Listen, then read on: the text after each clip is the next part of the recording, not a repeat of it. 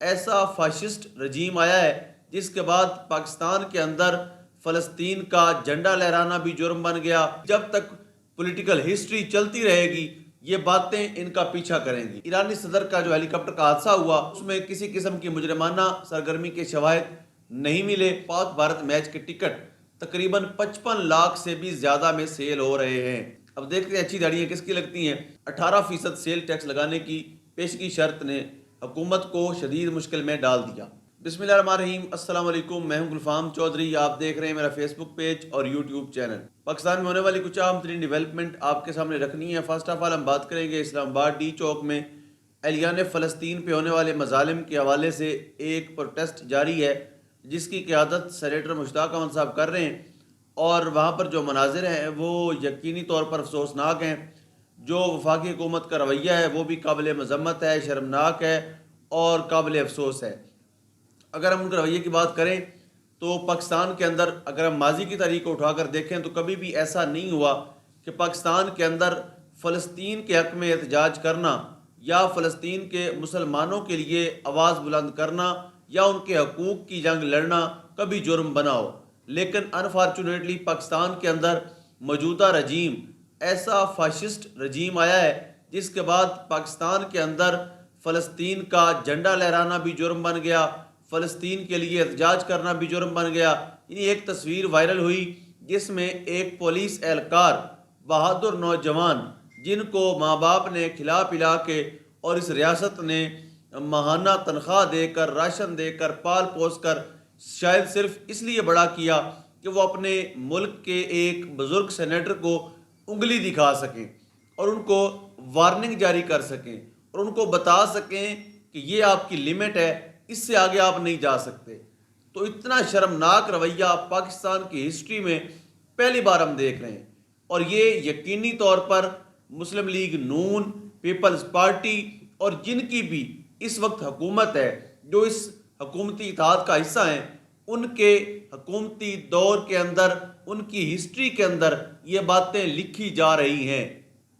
اور یاد رہے کہ جب تک پولیٹیکل پارٹیز، جب تک پولیٹیکل ہسٹری چلتی رہے گی یہ باتیں ان کا پیچھا کریں گی، اور کل کو اگر یہ کسی اور کی حکومت میں جیلی انقلابی بن کر آتے ہیں تو ہم انشاءاللہ ان کو یہی کلپ نکال کر دکھایا کریں گے کہ یہ ماضی میں آپ کرتے رہیں، ماضی میں فلسطین کے لیے نکلنے والوں کے ساتھ آپ یہ کرتے رہیں۔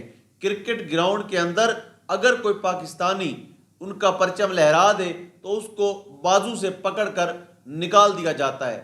یہ حال اس وقت پاکستان کے اندر ہو چکا ہے کہ فلسطین کے حق میں بولنا بھی جرم بن گیا۔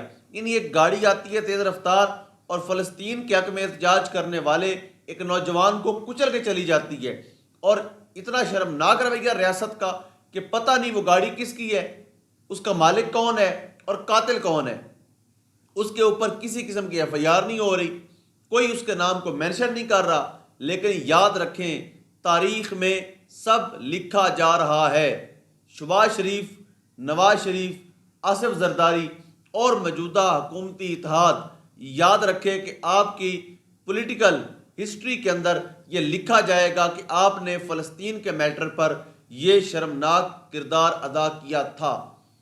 اس کے بعد بات کرتے ہیں ایرانی صدر کا جو ہیلی کاپٹر کا حادثہ ہوا اس کے کچھ ابتدائی رپورٹ سامنے آئی ہے کہ اس میں کسی قسم کی مجرمانہ سرگرمی کے شواہد نہیں ملے، اور غیر ملکی میڈیا کے مطابق ایرانی فوج کی تحقیقات میں کہا گیا کہ صدر ابراہیم رئیسی کے ہیلی کاپٹر کو پیش آنے والے حادثے میں اب تک کسی قسم کی مجرمانہ سرگرمی کے شواہد نہیں ملے۔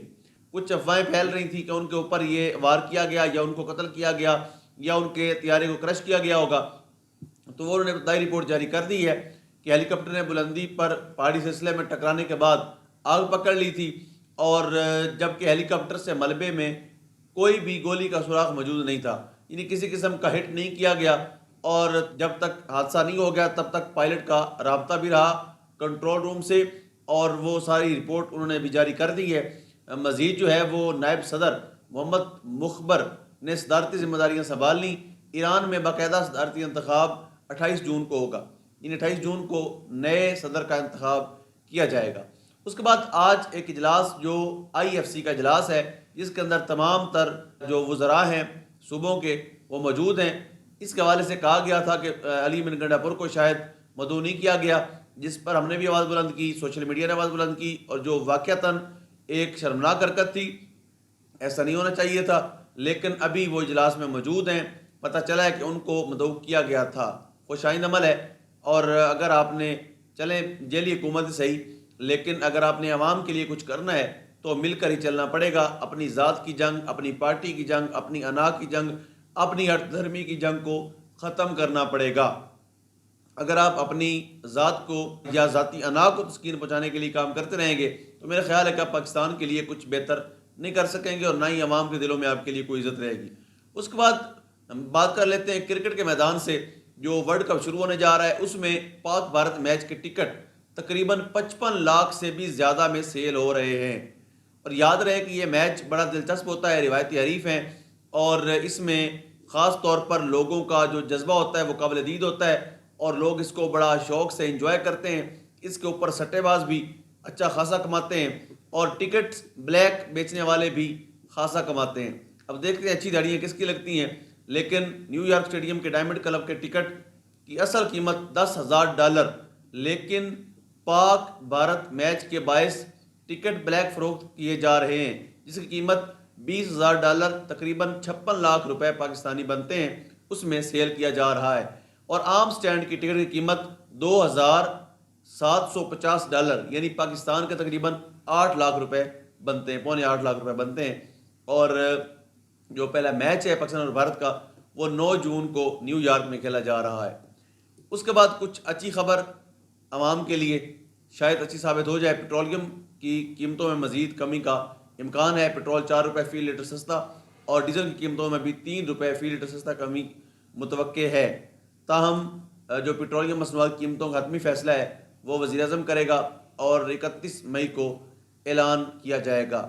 لیکن ساتھ ایک بری خبر ہے، یاد رکھیں کہ جو اس وقت موجودہ حکومت ہے، اگر ان کے پاس آپ کو دینے کے لیے، عوام کو دینے کے لیے 5% ریلیف ہے تو وہیں پر 15% ان کے لیے بری خبر بھی ہوتی ہے۔ یہ بھی بات کر لیتے ہیں، جو IMF سے ہم نے قرض لیا اور مزید لینے جا رہے ہیں، انہوں نے نیا مطالبہ کر دیا۔ انہوں نے کہا جی ہر چیز کے اوپر 18% سیلز ٹیکس لگائیں۔ IMF کی یہ شرائط ہیں، اور جو شہباز شریف صاحب ہیں وہ یقینی طور پر مشکل میں ہیں، اور مشکل ویسے ان کے لیے نہیں ہے، لیکن کچھ فیصلے ایسے ہوتے ہیں جن کے حوالے سے عوام کو یا اپنی کیبنٹ کو اعتماد میں لینا پڑتا ہے۔ اب دیکھتے ہیں کہ شہباز شریف صاحب کس حد تک اس میں کامیاب ہو پاتے ہیں۔